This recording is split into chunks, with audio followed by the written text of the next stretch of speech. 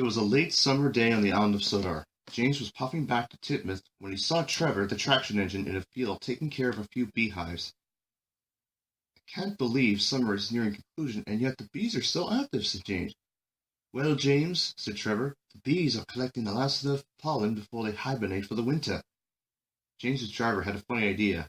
"James, remember when you were painted like a bee? I think we'll do that again, but this time we'll make the bees think you are part of their colony." James did not want to remember the time he angered a bee accidentally and ended up getting stung in the nose years ago, but James agreed as he left for the shed. Trevor thought to himself, "That will be funny, as long as he does not retaliate. He should be fine." As Trevor trundled back to his shed, James was puffing along the line when he saw Percy. He was in a terrible mess. "Percy, did you crash in the chocolate factory again?" "Yes, but look at Thomas. He got affected too." James laughed. Thomas was not amused. "Look, Thomas," said his driver, "you got a new hairdo." "Indeed," said his fireman. "Let's leave it on for the night, and then we'll shave it off." "Engines don't shave, though," said Thomas. His crew were only joking. Next day, James was painted black and yellow, and as an addition, James's fireman attached bee antennas to the front of his funnel.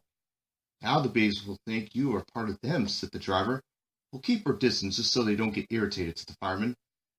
James puffed away to the Vicarage Orchard, where to his shock he saw a beehive destroyed. "Some vandal left this poor hive over in the early morning," said Jim Cole. He was incensed. "James, thank Vicarstown you're here. Can you be there home? Crew, come with me. Let's get that vandal." "Understood," said the driver. James was placed beside the remains of the hive, while his crew and Jim Cole went to solve the mystery. The bees welcomed themselves warmly on James's boiler, but thankfully it was not hot, and James simmered happily. Meanwhile, Jim Cole and James's crew found the vandal. "Stop in the name of the law," shouted Jim Cole. The man ran off as fast as he could. "After that criminal," said the driver. "Fireman, phone the authorities. Pete and Jim go on and get the vandal." The fireman telephoned the authorities on his cell. An off-duty police officer got the call and found James's fireman. "Sir, come with me. Let's get that vandal. I know a shortcut," he said. They both set off. "Oh no," exclaimed the officer. "What's wrong?" said the fireman. "Engine might expire. I don't stop." "Tell you what," said the fireman. "I'll get on top of the car, and when we find the criminal, I will stop him." "Thanks." "That's too dangerous," said the officer. "You'll injure yourself and you could damage the vehicle."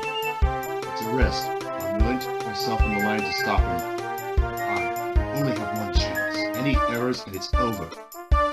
Carefully, the fireman got atop the car just as Jim Cole was almost within arm's reach of the criminal.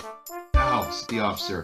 James's fireman jumped and landed on the criminal just as more officers arrived, arrested, and captured the vandal and took him away. Thomas arrived with the new beehive at the same time, where all the bees left James's boiler and went back into their new hive. "Well done," said Sir Topham, who was on board Thomas. "I'm very proud of you, gentlemen. This vandal was trying to destroy nature by ruining the hives of the bees. However, bees are going extinct, unfortunately, but thankfully Sodor has a sanctuary for them. And I'm proud of you all for putting an end to this, madness of the bees. You will all be rewarded for your efforts," Sir Topham concluded.